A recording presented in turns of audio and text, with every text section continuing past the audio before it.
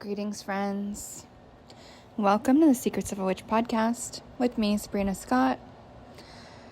It's been a while since I recorded a new episode, so hello. Hopefully everyone is doing awesome. There is also an episode on Mother's Day feelings in the works. Awa says hello. But today I feel called to talk about something else. And let me just give a little intro. I forgot how we're doing this. So welcome to the Secrets of a Witch podcast with me, Sabrina Scott, where we talk about life, love, healing, spirituality, witchcraft, magic, tarot, divination, vibes, and everything in between. All of the things in between all of the other things. And Magic May has been amazing, by the way. You can still join. You should still join if you haven't yet. It's only 47 buckaroos, and I have never said that word in my life, but somehow I'm in a mood today. And it is daily prompts every day with amazing conversation with the coolest people in the world.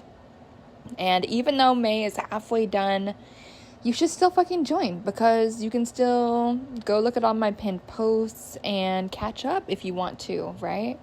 Or you can just start now, but either way, you'll get access to those prompts that I'm bringing to folks every single day as inspirational vibes to check in with yourself, your magic, and you'll get to see what everyone else has fucking said about it. And one of my joys of this challenge has really been to see other people inspiring each other, right? People getting inspired by each other's prompts, getting inspired by my prompts, yes, but also by each other and everyone's different responses. It's been so cool to see folks feel less alone, more connected, and inspired just due to, these really cool conversations. So you should absolutely join us, sabrinamscott.com/magicmay.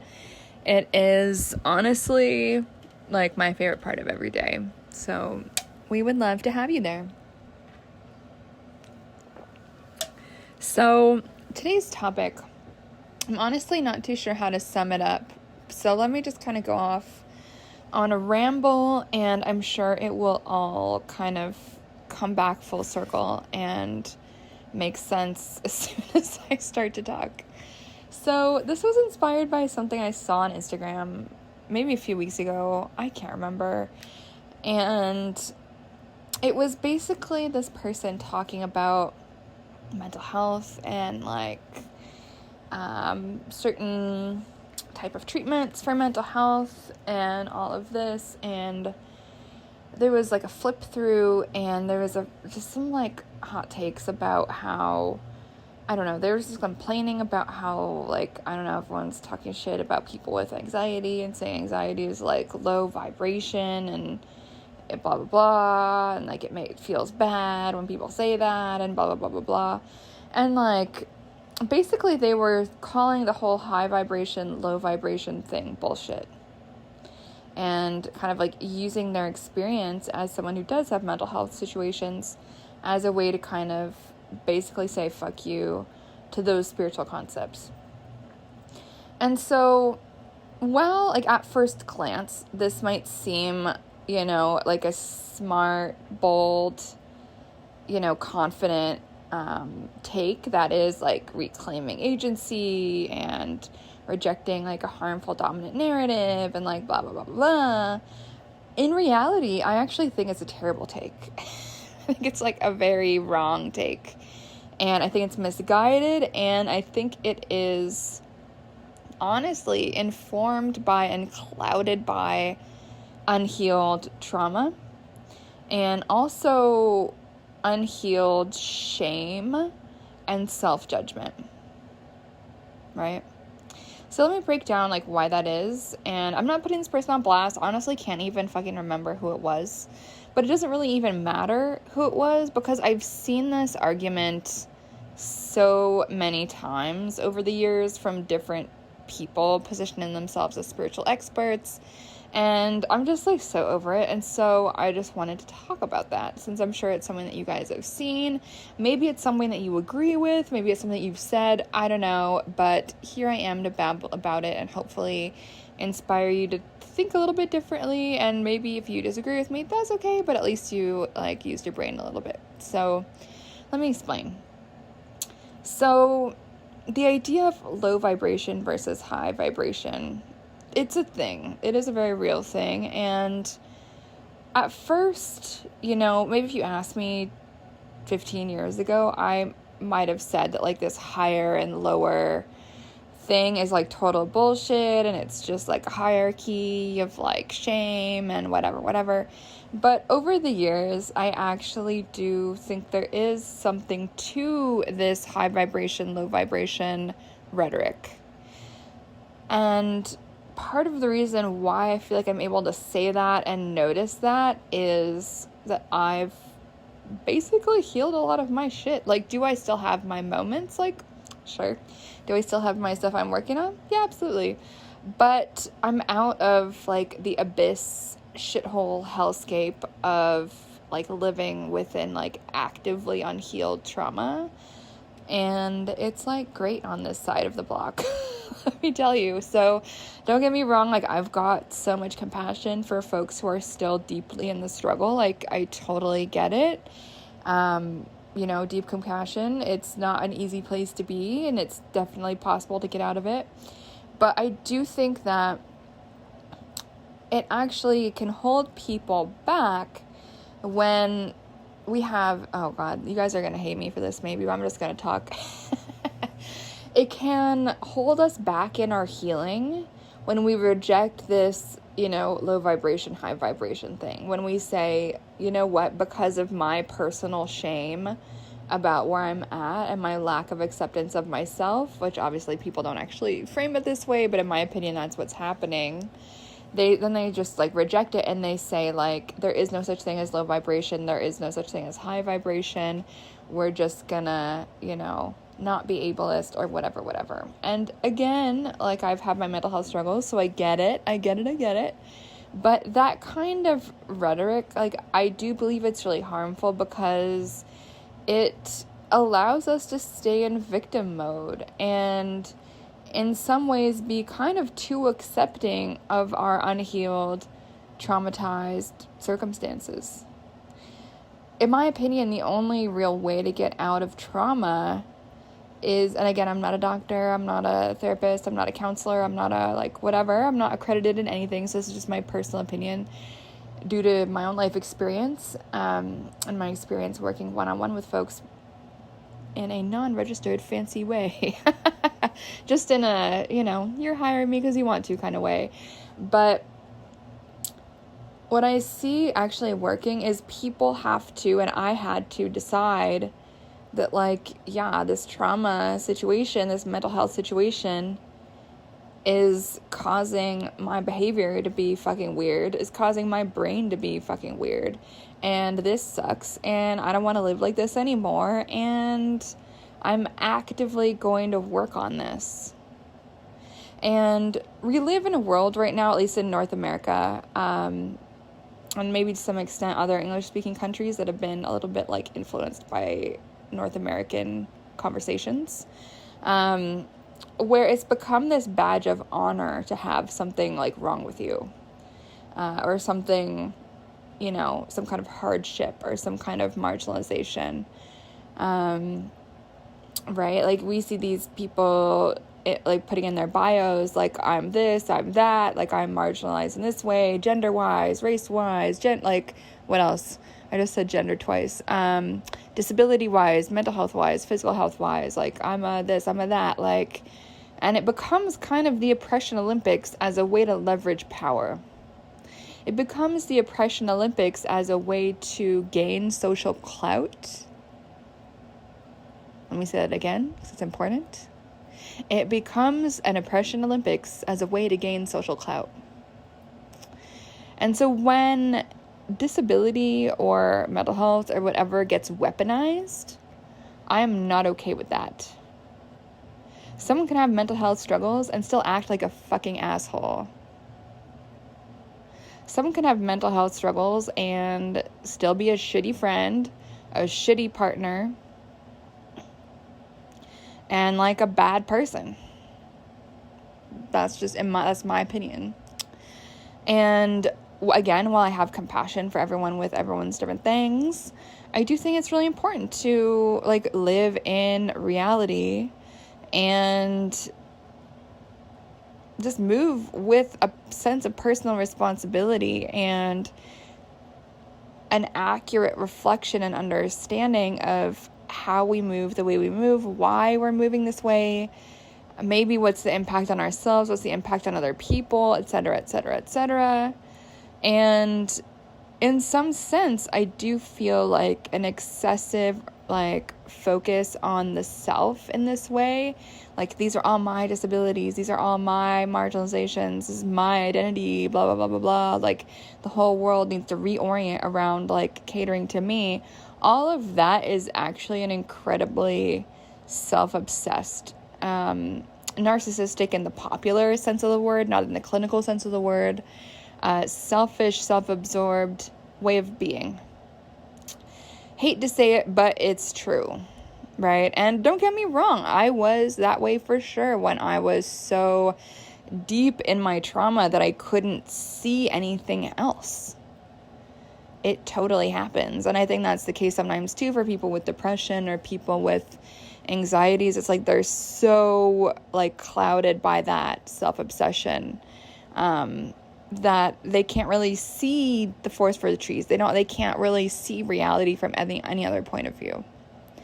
And while I have a lot of compassion for that, don't get me wrong, that was my 17-year-old self, that was my 19-year-old self, that to some extent was my, like, 21-year-old self, right? So I get it.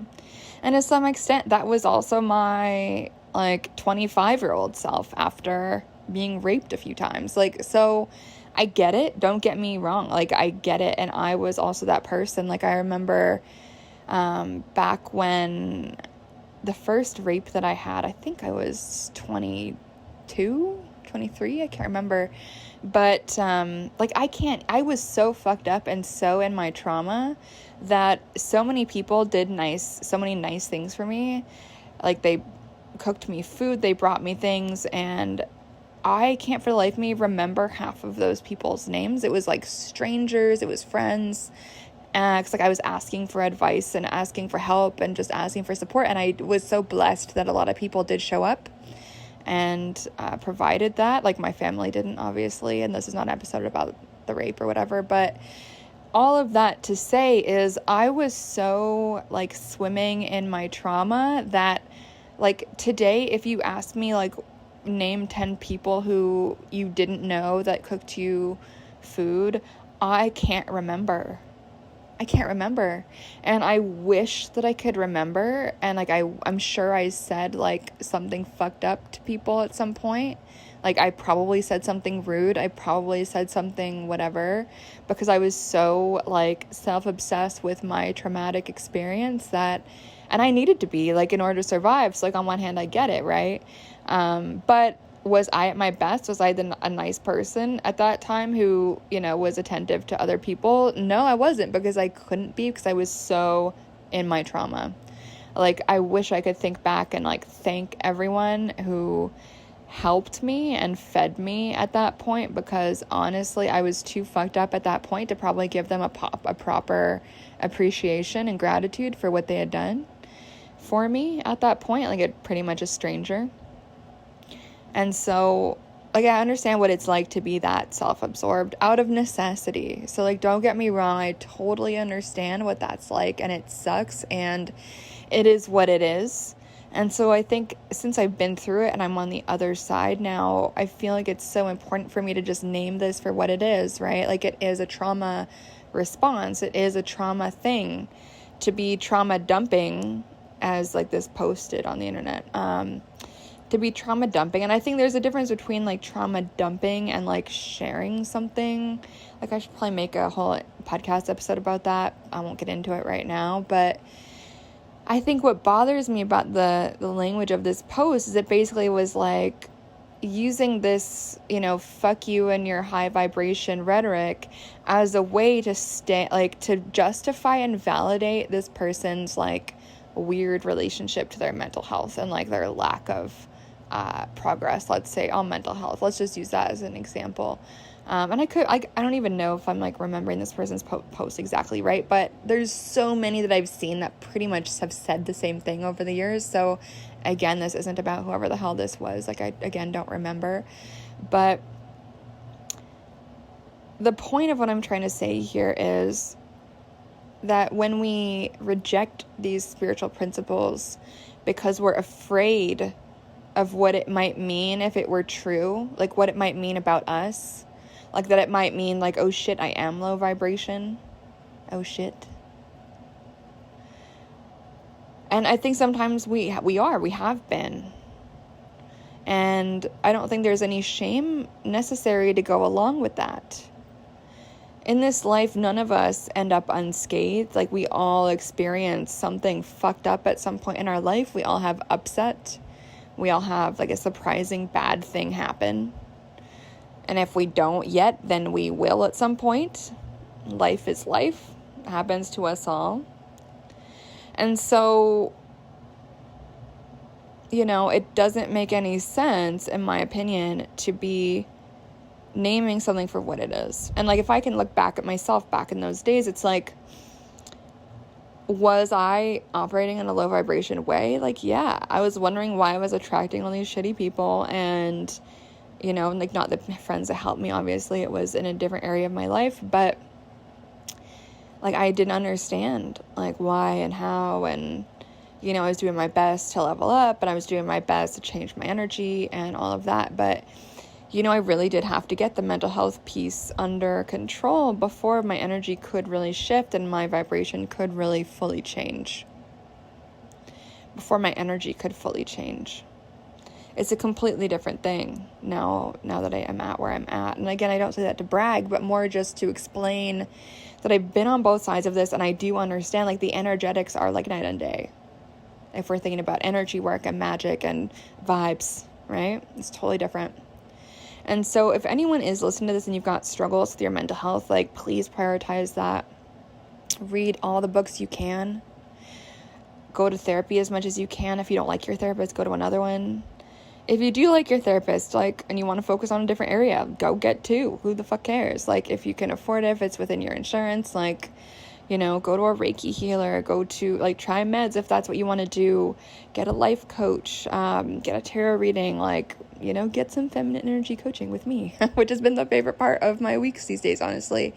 But it's important to have like a multifaceted, multi-practice based ecosystem of professional support as we heal from these things. Spirituality is one aspect of that. But when we're not supported through other things, like going to the doctor to get our hormones checked to make sure the depression isn't like weird, like our blood levels or whatever the fuck vitamins are weird, and that's what's causing the depression, or like, et cetera, et cetera, et cetera. Like, go to the doctor, get that stuff checked out. Go to the therapist, get that stuff checked out. Like, we have to attend to the physical, even when we're spiritual. And when we attend to the spiritual, when we attend to the physical, our relationship to the spiritual can completely change. And I do see a lot of people attending to the spiritual first. And to be honest with you, I'm pretty sure that's what I did back when I was younger, because I didn't have access to all that physical stuff, right? I was broke. I was living with parents as a young kid, or my early teens. I had no resources, no money, no anything. And so I know, I've told this story before, and like, I won't get into it in depth right now, but yeah, my spirituality absolutely saved me from dying multiple times, like 100%. Sorry, like, this is an intense episode, more intense than I thought it was going to be, but here we are. But all that to say, like, my spirituality got me like 80% of the way, and then there was just so much more that I needed to do, physical health wise. And there's no shame in that at all. But I do think these people who are making these arguments and then teaching it to others, like, oh, fuck the high vibration thing. Be as depressed as you want. You can still be spiritual. And it's like, while that's true, it's like, is that really the fucking life you want? Like, if so, like, fuck, that sucks, dude. Because life has so much more to give you. And you have so much more to give life if you're someone who is depressed and you're looking for excuses and validation about why it's okay to stay depressed. Don't get me wrong, like, you're an adult, you can do what the fuck you want at the end of the day. It's your life, your choices. But part of the reason why I love this low vibration, high vibration dichotomy, and obviously it's really a gradient, but why I like it is because it can motivate us to do better, be better. When we notice our deficits, when we notice our struggles, our challenges, when we notice what feels stretchy, it's an opportunity to heal that wound. It's an opportunity to learn a new skill. It's an opportunity to level up some kind of way, rather than staying in complacency. And when you heal your trauma, when you heal your depression, when you heal your anxiety, one thing that you will realize, one thing that I realized, is it's possible to, in an emotionally sober way, name our weak points, the stuff we suck at, our growth areas, is another way to put it, without feeling shame about it, without spiraling into misery, right? It becomes easier. It becomes something we can just say without any emotion. You know, like, I can say, like, yeah, I avoid paperwork without any emotion, and, like, not judge myself, not feel shame, just be like, yep, that's a growth area for me. That is absolutely a growth area. Why do I do that? Probably trauma related. Need to uncover that one in therapy. The why do I avoid paperwork? I'm sure there's some reason underneath the surface there, right? So it's always this never-ending growth opportunity, this thing called life. And so when we just focus on, you know, let me be depressed, there's no shame in being depressed, blah, blah, blah. Like, I think sometimes this acceptance culture goes too far. And, you know, I think it's possible to have compassion for yourself, love yourself for where you're at, be accepting of your present moment, whether you are in your trauma, whether you are not, whether you're anxious, whether you're not, whether you're depressed, whether you're not. It's possible to accept your current moment, even if you're at your worst low. Accept that without judgment, without shame, and decide that tomorrow's a new day, and it might be a slow burn, and Rome wasn't built in a day, and there's going to be, you know, a few steps forward, few steps back, as with any journey, right? But we don't have, like, the shame part of it is optional. And so this rhetoric that I'm complaining about, it just seems so grounded in shame. And I just think that that's optional. I think we can decide to, like, not feel that, you know? And of course, it's going to take some time to move through that, to, like, shake that out. But it's not necessary. And so I think that's another reason this person's post bothered me, is it naturalizes the idea of, you know, wallowing in the wallowing. And then using the wallowing as a form of, like, social capital on the internet, because, like, you can't talk shit about me because I'm got mental health stuff. And it's just like, what?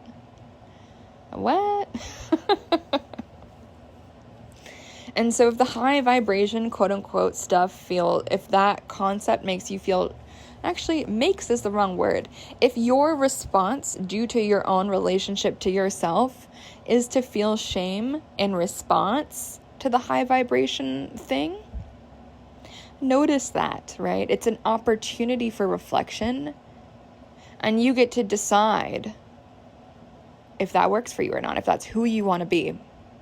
And some of the pushback I've heard about some of these concepts is like, oh, you can't just decide, like, deciding is not enough. And it's like, actually, deciding is incredibly powerful, and people who do magic especially should know that, should be aware of that.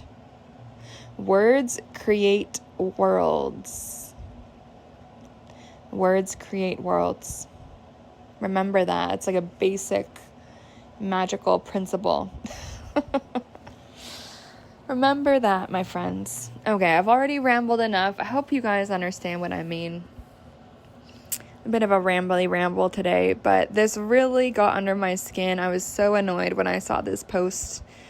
And I just don't, it would break my heart if any of you listening got swept up into this rhetoric of like, you know, we need to reject positive energy basically because it's triggering. That's like what I got from the post. Which sucks. Like, that sucks. That's not something to be teaching anybody to do, in my opinion. So, anyway, I'll shut up now. Thanks so much, everyone, for listening. You are fucking awesome. I love each and every one of you.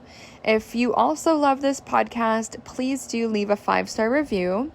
Tell a friend. If you hate this podcast, just stop listening and tell nobody. It is really not that hard. What else do I want to say? If you have not purchased either of my books, I have 2 books, my friends. One of them is a graphic novel about witchcraft. It's kind of more philosophical about, like, what do I think magic is? And it's called Witch Body. It's amazing. You should check it out. If you've heard of, oh my God, who did I get to blurb this book? Judica Illes or Isles. I actually don't know how to say her name, but she did the Cyclopedia of 5,000 spells or 1,000 spells, which I also think is great. Michelle T has blurbed it. A bunch of other, like, Rachel Pollack. Oh my God. Yeah, Rachel Pollack, R.A.P., has also blurbed the book. She's amazing. If you don't know her, she's like the most famous tarot person in the world who just recently passed.